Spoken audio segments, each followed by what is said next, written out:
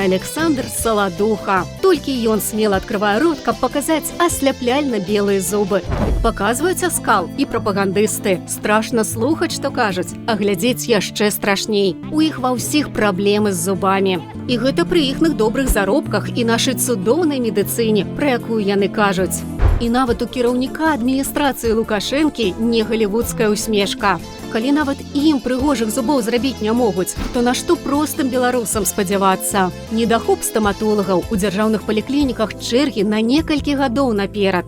У прыватных часта велізарныя цэны, а ў 49 раёнах краіны дык увогуле няма ніводнага платнага стоматолога. Найти врача для ребенка дошкольного возраста оказалось почти невозможно. В государственных поликлиниках дефицит талонов и длинные очереди. В итоге либо ждать острой боли, либо ехать за сотни километров в Минск. Найгорш пенсіянерам, таму лепш загадзя паклапаціцца пра будучыя пратэзы. Очереди на протезирование огромные, а врач всего один. Скоро на протезирование будем записываться в очередь с детского сада.